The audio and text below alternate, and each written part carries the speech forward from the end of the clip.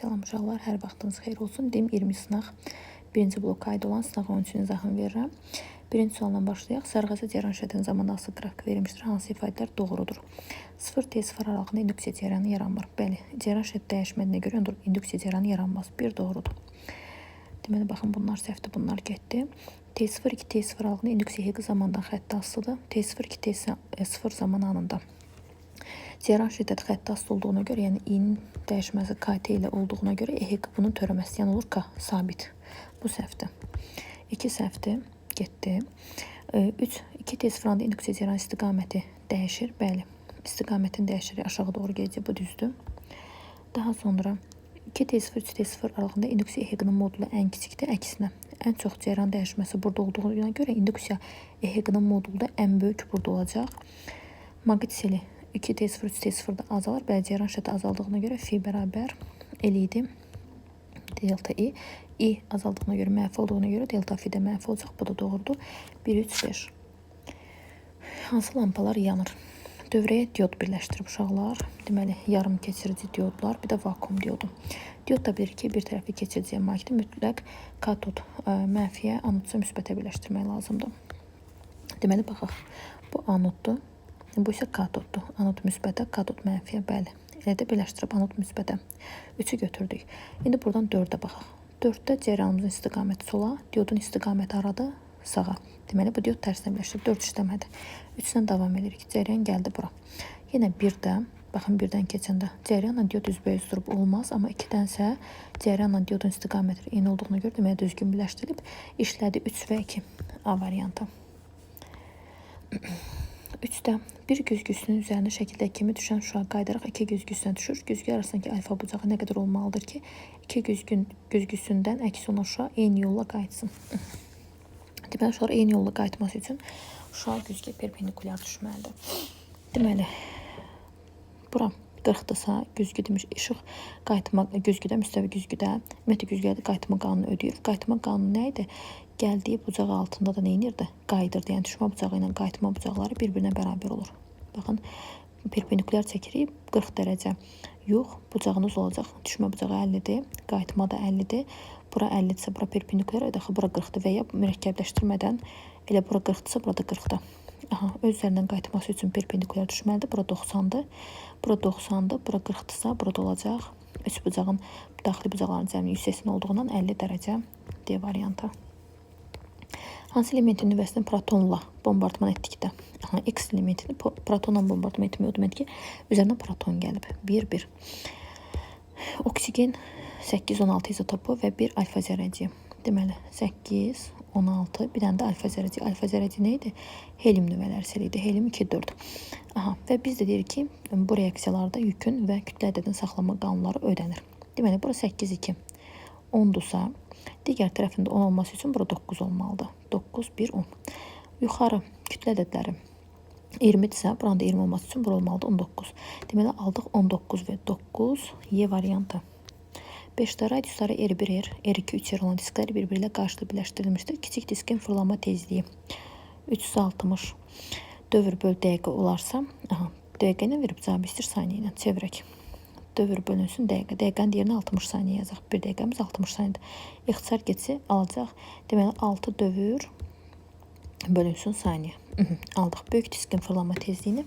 Deməli, bu qarşı ötürmələrdə sürətlə eyni olduğuna görə V bərabər 2 pi-r bölünsün T ifadəsindən, 2 pi-r ifadəsindən 2 pi-r ifadəsindən n-lə r bir-biri ilə tərs mütənasib asılıdır. Deməli, kiçik diskdə böyük tezlik, böyükdə də kiçik olur. İndi böyük diskin radiusu 3 dəfə böyük olduğuna görə tezlik 3 dəfə kiçik olacaq. 6-da 3 dəfə kiçik olacaq. 2 dövr bölünsün saniyə. 6. Bircə elektrik sayəsində hansı zərrədəki potensialı böyük olan nöqtədən kiçik olan nöqtəyə gəldikdə kinetik enerjisi azalır. Aha. Bircə elektrik sayəsini çəkək. Tutaq ki, bircə sahəmiz sağa doğrudur. Yəni, intensivlik konstantdır və intensivlərdən yönəlir müsbətdən mənfiyə. Deyir, kinetik enerjisi azalsın.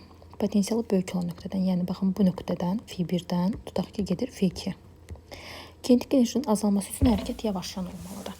Hərəkətin yavaşlan olması üçün də bura F1-dən F2-yə mənfi yük hərəkət etdirmək lazım. Çünki mənfiyə təsir edən qüvvə hara doğru yönəlir? Müsbətə, yəni sahənin əksinə sola doğru.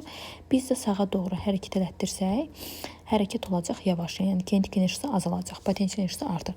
Mənfi yüklü zərrəciyimiz elektron, başqa da üçün yoxdur. Proton müsbətdir, pozitron müsbətdir, elektron antizərrəcidir, alfa zərrəci də müsbətdir, olacaq D variantı.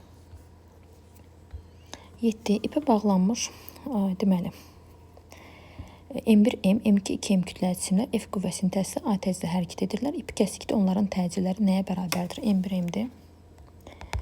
Bu isə 2M-dir. Sürtünmədə nəzərə alınmır. Birinci halda təcil F bölünsün 3M idi. İp kəssəndən sonra sürtünmə olmadığına görə cisim öz hərəkət halını saxlayacaq. Yəni, kəssən anda sürət nə etsə, həmin sürətlə də hərəkətini davam etdirəcək. Düz xətli bərabər sürətdə olacaq. Ona görə təcil olacaq 0. Digərinin təcilini tapaq. Bu birinci halda təcildir. İkinci halda isə qüvvə eynidir. Yalnız 2M-ə təsirdir. A2 bərabərdir. F bölünsün 2M-ə. Deməli, kütlə neynədir? 3M idi, oldu 2. 1,5 dəfə azaldığından təcil 1,5 dəfə artar. Əvvəlcə təcil A idisə, indi olacaq 1,5A C variantı. 8-də dayağın üzərinə qoyulmuş bir cins çubuqlar tarazıqdadır. Çubuqların kütlələrinin M2, M1 nisbətini hesablayın. Deməli, uşaqlar, bütün məsafələri A götürsək, baxın, bütün hər birinin məsafəsini A götürsək, A. M1J, baxın, ağırlığını çəkdim bura. M1J, bir cins çubuqda ağırlıq mərkəzi düz mərkəzə düşdü. Qolu dayağa qədər nə qədərdir? 1A-da, vur 1A. M2J, düz mərkəzindən, M2J. Dayağa qədər qol nə qədər olacaq? A-nın yarısı, yəni 0,5A. Tarazlıqda olduqlarına görə yenə momentlər qaydasını yazıb hesablamaq lazımdır. M1 bərabər M2. Deməli, M1 tərəfdə var bizdə M2J. M2J vurulsun 0,5A.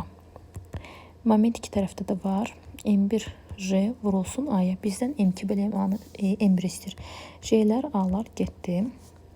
Bu 0,5-dir. M2-ni M1-ə böləndə M1-i gətirdik bura. 0,5-də digər tərəfə aparıq. Olacaq 1 bölünsün 0,5, yəni 2-də 1. 2-də qalxacaq yuxarı, olacaq cavabımız 2. A variantı. 9-da udulan fotonun enerjisi elektronun metaldan çıxışından 5 dəfə böyük olduqda fotoelektronların kinetik enerjisi 12 elektron volt olmuşdur. Çıxışını hesablayın.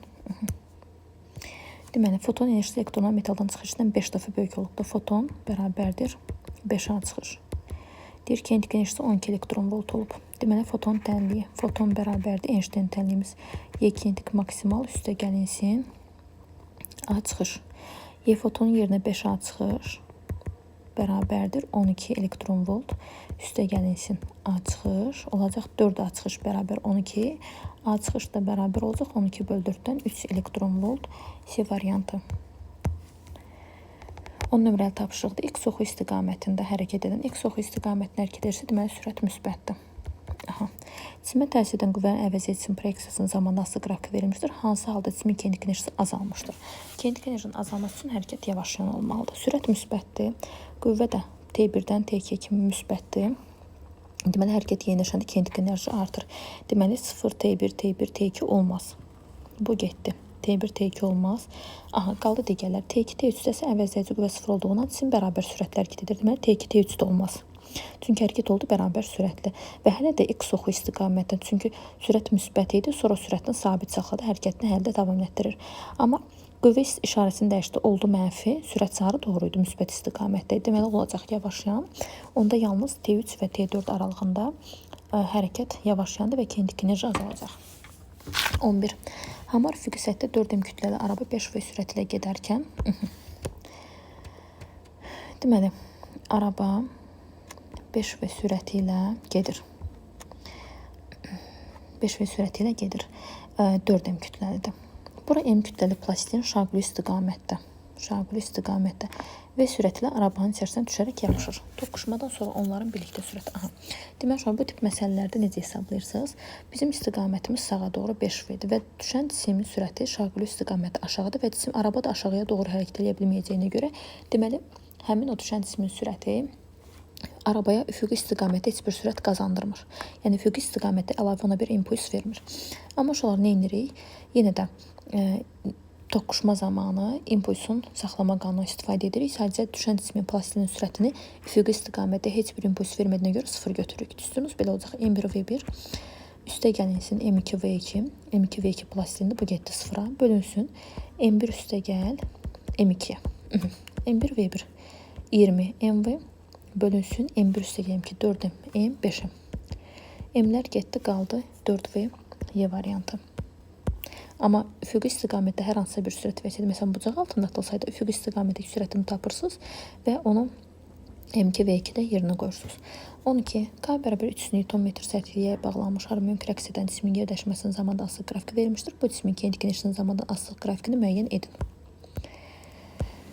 Deməli,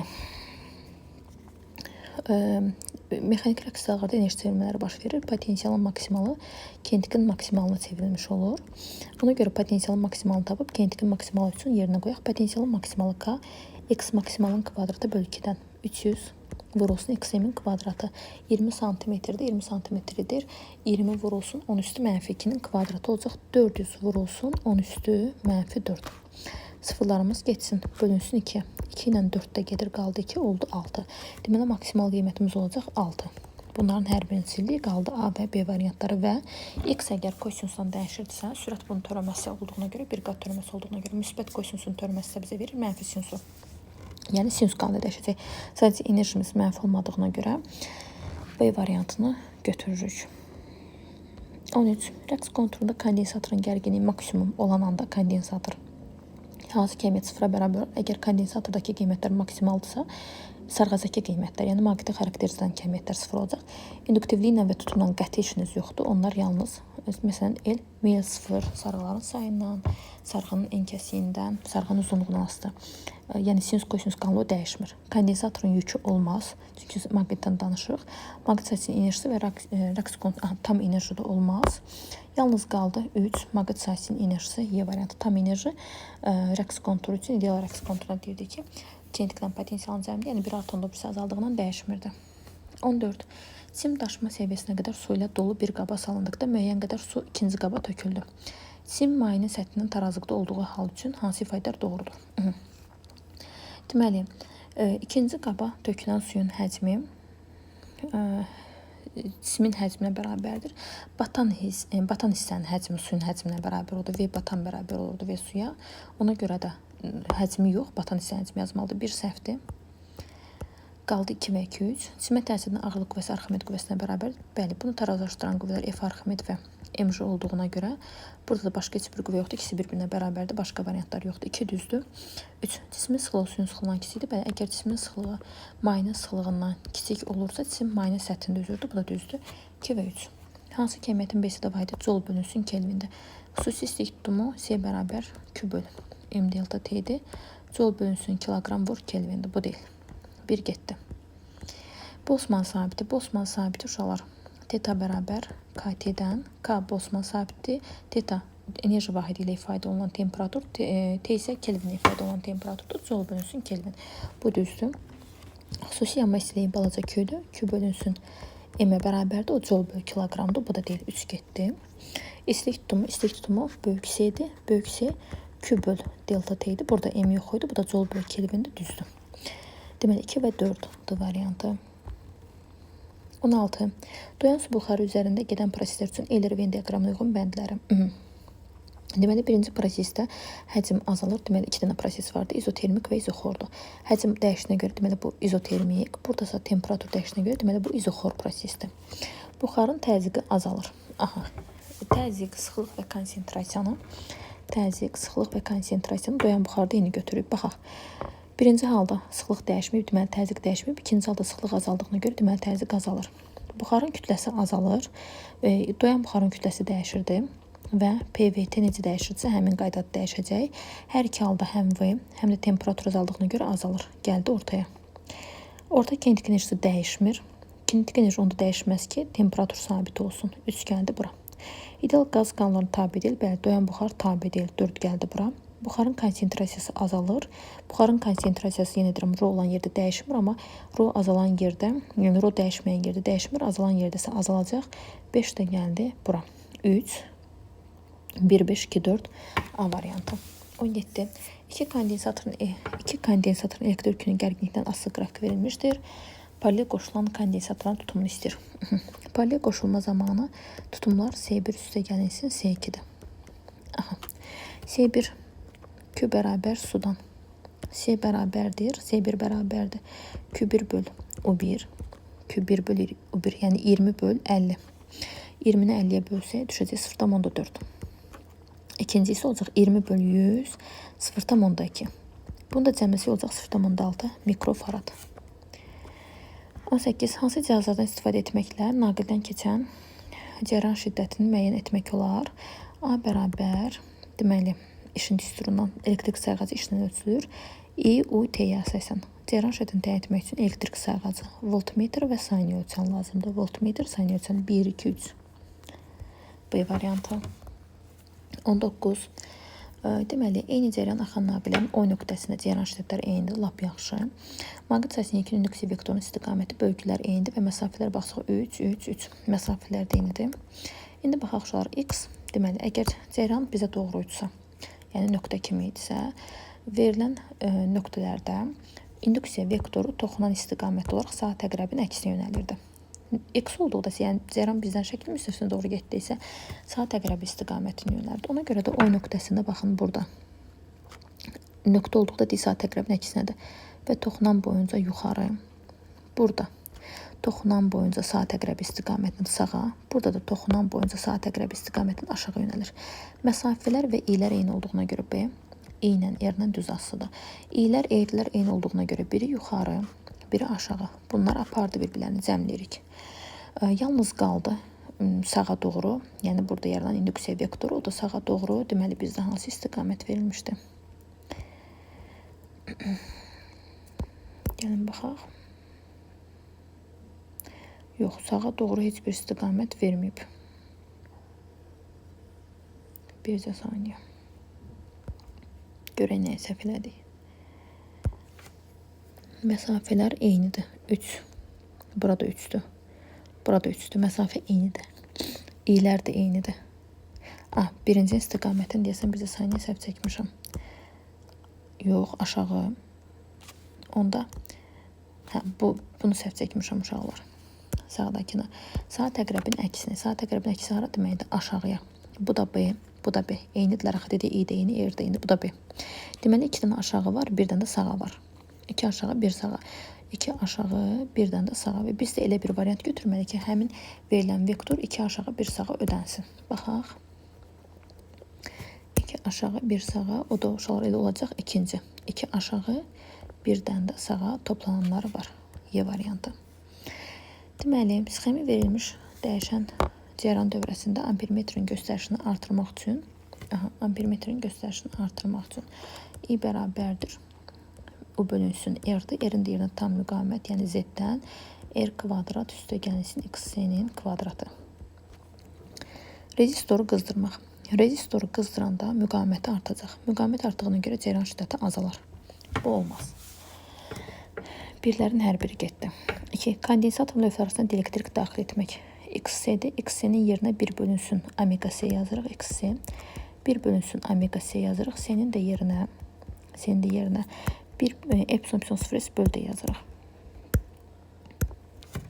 Deməli, 1 bölünsün omega epsilon 0 S böl D. Deməli, elektrik daxil edəndə epsilon artır, XC-ni inir, azalır. XC azaldığına görə məxrəc azalır, onda cəryan şiddəti artar. Deməli, 2-ni götürürük. İndi 3-ə baxaq. Dəyişən cəryan tezliyini artırmaq lazımdır. Tezliyi artırsaq, tezliyi artırmaq, yəni omeqanı artırmaq deməkdir. Omega artanda da XC azalır, elə ona görə cəryan şiddəti yenə artacaq. Y variantı. 21. Müxtəlif hündürlükdən sərbəst düşən M1M, M1-2M, M2-3M, M3-M kütlə 3M yerə çatan anda sürətlər arasındakı münasibət V1 böyük, V2 böyük, V3 kimidir. Cisimlərin düşdükləri hündürlüklər arasında hansı münasibət doğrudur? Sərbəst düşmə uşaqlar o deməkdir ki, havanın müqaviməti nəzərə alınmır. Yalnız ağırlıq qüvvəsinin təsiri altına düşməyə sərbəst düşmə deyilir. Havanın müqaviməti nəzərə alınmadığına görə kütləyə baxmırıq. Yalnız hündürlüklə deməli sürət arasındakı əlaqəni qurmalıyıq. H bərabər V kvadrat bölü 2J-dir. Yəni düz asıdır. H1 böyük H2, o da böyük H3-dən. A variantı. 22-də diffraksiya qəfəsi üzərinə normal istiqamətə düşən ağ işığın ekranda ikinci tərtib subyektində şüaların meyl etməsi təsvir edilmişdir. 5 narıncı rəngli şüa olarsa, diffraksiya qəfəsində ən çox meyl edən qırmızı idi. Qırmızı, narıncı, sarı, yaşıl, mavi, göy, bənövşəyi. Deyir ki, bir hansı rəngli şüa ola bilər? Göy ola bilər. D variantı. 23. X oxu boyunca düz xəttdə hərəkət edən cismin koordinatın zamanda asılı qrafiki verilmişdir. 15 saniyə müddətdə cismin getdiyi yol yerləşməsindən neçə metr böyükdür? Deməli, uşaqlar 15 saniyə müddətində getdiyi yol yerləşməsindən. Deməli, uşaqlar burada düz xəttli bizə də verib X-i. Nə yaxşı. X-i verdiyinə görə uşaqlar burada fiqurun falan sayısını tapmırsınız. Elə ancaq baxacaqsınız koordinata ki, nə qədər gedib. Deməli, 60-dan 80-ə 20 metr burada getdi. Üstə gəl. Burada sabit qalıb. Ondan işimiz yoxdur. Yəni, yerin dəyişməyib, yol getməyib. Təzdən düşdü aşağı. Nə qədər düşdü aşağı? 80-dən 0-a düşdüyünə görə 80 metrdə aşağı düşdü. Təzdən 0-dan da mənfi 50-yə, 150 metrdə yol buradan gedib. Yol olduğuna görə mənfiyə fikir verməklə müsbətlə. 20, 80, 100, yüzündə üstünə 50 gəlsə 150. Yerləşmə tapanda isə uşaqları sadəcə son koordinatdan başlanğıc koordinatı çıxırıq. X minus x0.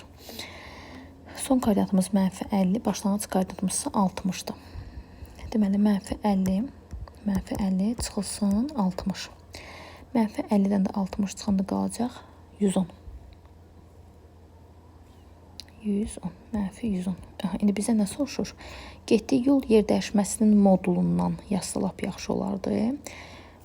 Yol yer dəyişmənin modulundan nə qədər çoxdur? 150 çıxılsın 110 yazardıq, olacaq 40. Yer dəyişmənin modulundan 40 metr çoxdur. Deməli, 24 çıxılmış, yayın qarşısına kütləsi m bərabər 4 kiloqram cismi qoymuşdur. Yay açıldıqdan sonra cisim sürtünmə əmsalı m bərabər 0,5 olan üfüqi yolda 1,6 metr yol gedərək dayandı. Yayın potensial enerjisi. Deməli, yay açılananda uşaqlar öz enerjisini verir kinetika. Və cisim də bu həmin sürtünməli yolu gedərək dayanıb. Deməli, həmin o kinetik enerji də verilib daxili enerji, yəni sürtünmə qüvvəsinin gördüyü işə. F sürtünmə vur S-ə. Yayın potensial enerjisindən soruşur. Elə birbaşa baxın, yayın potensial enerjisi daxili enerjiyə çevrilmiş sayırıq və bir-birinə bərabər edirik. Y potensial bərabərdir. F sürtünmənin yerinə mü, mj üfüqi səthi olduğuna görə vur S yazırıq. Mü 0,5'dir. J 10'dur. Bunları bir-birinə vuranda olur 5. 5'də 4'ə vursaq kütləyi 20. 20'ni də 1,6'ya vursaq olacaq 32 joule imiş. 25. İnduktivliyi 0,1 Henry olan konturdan keçən maqnitli fi bərabər 8/3 kvadrat milli Weber qanunu ilə dəyişir. İkinci saniyə sonunda maqnit enerjisi fi kvadrat bölü 2L-dən finin yerinə ikinci saniyə sonuna görə burada 2 qoysaq olacaq 8 üstə gəlinsin 3 vurulsun 2'nin kvadratı, yəni 4. 3'ü 4'ə vursaq 12, 12'nin üstə 8 gəlsə 20 milli. Millimiz və kvadratını yazmaq lazımdır. 400 vurulsun 10 üstü mənfi 6. Bölünsün 2L. 2 vur 0,1. Deməli, bu mənfi 6 ilə buradakı 2 0 gedir, qalır mənfi 4. Mənfi 4 ilə 0,1'in mənfi 1 gedir, qaldı mənfi 3. 2 ilə 4 gedir, qaldı 2. 2 milli, 10 üstü mənfi 3 nə idi? Millidir. 2 milli joule. 26. Polad yaydan asılmış yükün kütləsini 3 dəfə artırdıqda Young modulu yalnız material növünün asılı dəyişməz. Mexaniki gərginlik. mj bölü S-də F bölü S-dən düz mütənasib asılıdır. 3 dəfə artanda 3 dəfə artar. Bu da səhvdir. Nisbi uzanma 3 dəfə artar. Sigmanın yerinə epsilon Y qoysaq, bəli, epsilonun M düz mütənasib asılı 3 dəfə artar. Götürdük. Sərtlik 3 dəfə azalar. Sərtlik də yalnız asılı material növündən, enkes hissəsindən və uzunluğundan. Potensial enerjisi 9 dəfə artar. Deməli, potensial enerjinin üstürü F kvadrat bölü 2K'dır. F'in yerinə mj yazsaq olacaq m kvadrat, j kvadrat bölü 2K. Bəli, m-lə kvadrat kasıdır. 3 dəfə artıbsa, bu da 9 dəfə artar. 5'i də götürdük. Nisbi uzanma dəyişməz. Nisbi uzanma demiş 3 dəfə artar. Bu da səhvdir. Qaldı 3 və 5. 27. Uyğunluğu müəyyən edin. Sürtünmə əmsalı 0,1 olan üfüqi yolda kütləsi 50 kiloqramın cismi hərəkət istiqamətində təsirin F dartı qüvvəsi J bərabər 10 metr bölü saniyə kvadrat. Üfüqi yoldursa, sürtünmə qüvvəsini MMJ-ni hesablayaq. 0,1 vurulsun 50, vurulsun 10. Bu oldu 1, qaldı 50 Newton. Sürtünmə 50'dir. Əgər 70 Newton hərəkət istiqamətində 70 Newton qüvvə təsir edirsə, deməli hərəkət olacaq yeyinləşən, çünki dartı sürtünmədən böyük olmuş oldu 70. Sürtünmə nə qədərdir? 50 yeyinləşəndir. Yeyinləşənin qrafiki A-da və Y-də doğrudur. 1 A və Y. 30 Newton olarsa, dartı qüvvəsi əgər sürtünmə qüvvəsindən kiçik olarsa, 30 Newton olarsa, onda hərəkət yavaş olacaq. Yavaşına C variantı uyğundur, 2C. 3-də 50 Newton olarsa, 50 Newton olarsa hərəkət olaraq bərabər sürətli. Bərabər sürətliyə də aiddir B və D. 3-də də olacaq B, D. 28. Cərəm mənbəyi 2 ampermetr. K açarı rezistor və kondensator sxemdəki kimi qoşulmuşdur. K açarını qapadıqda ampermetrlərin göstərişiniz dəyişir. Deməli, K açarı əvvəl açıq idisə, kondensator bilirsiniz ki, doluna kimi ampermetr işdir. Sadəcə onu nəzərə almır. Ümumi baxılan hala baxır. Kondensator elektrik sayəsini özündə yığıb saxladığına görə və dəyişən cəryan olmadığına görə dolub boşalmadığından A1 ampermetrin göstərişi əvvəlcə 0-dır. Açar açıq olduqda. A2-də isə cəryan keçirdi. E2 bərabər idi.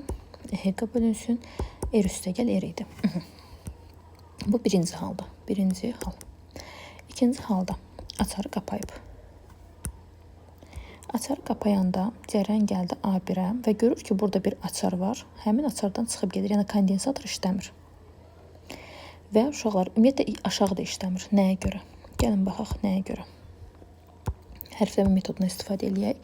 Bura A, bura B yazaq. Bütün boş gördüyüm yerlərə A yazıram. A. Burada yazıram A. Hərf ampermetrdən keçir. Yəni, bura boş bir naqil kimi baxıram. Burada A.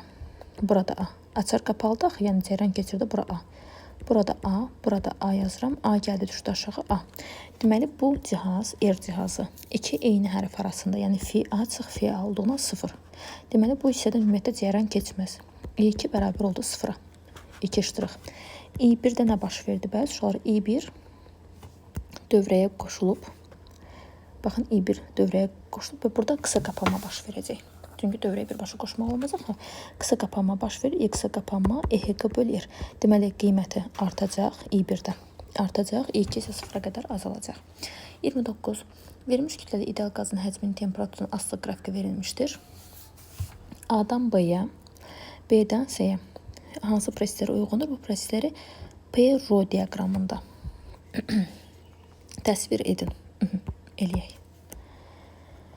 Deməli, verilmiş kütləli ideal qaz üçün əgər həcm sabitsə bu izoxor prosesdir. İzoxor prosesdə də PV bərabər NKT-dən və ya NRT-dən hansısa rahatdır.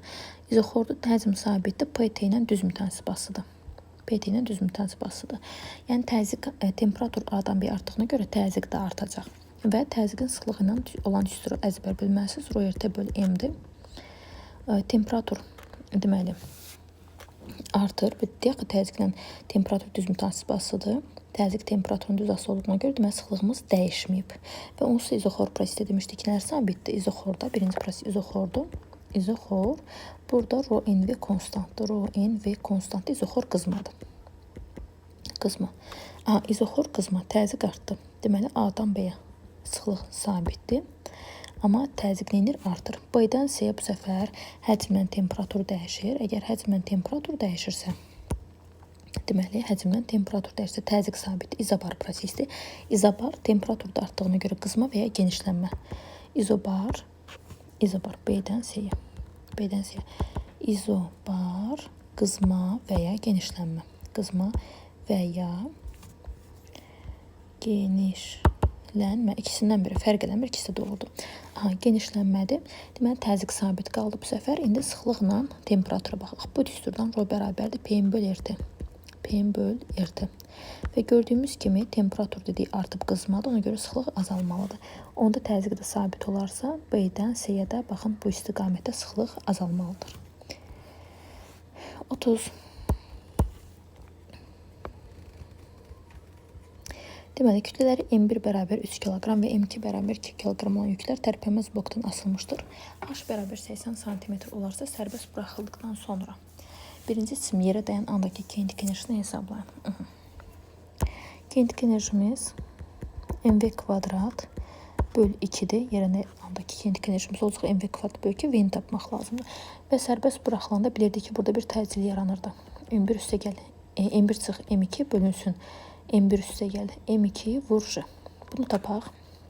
M1 çıx M2 1, üstə gəl oldu 5. 1 bölü 5 vur 10. Qaldı 2.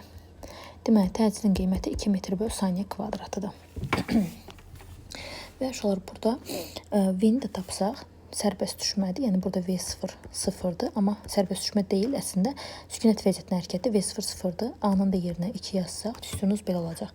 V bərabərdir kök altında 2AH. 2 vur 2H nə qədərdir? 80 cm, yəni 0,8. 2-ni 2-yə vursaq 4. 4-ü 0,8-ə vursaq kök altı 3,2. Aparaq kinetikdə yerinə qoyaq. Deməli bizdən soruşur da M2 kütləli cisim, düzdürmü? Yoxsa M1-i soruşur bizdən. Birinci cismin M1-in kütləsi 3 idi. 3 vurulsun. Deməli burada oldu 3/2-nin kvadratı. Kök altı 3/2-nin kvadratı ilə 3/2 bölünsün 2-yə. 3/2-nin 2 gedir. Qalır 1,6. 3-ü də vursaq 1,6 olacaq. 4,8 joula bərabərdir. Sağ olun uşaqlar.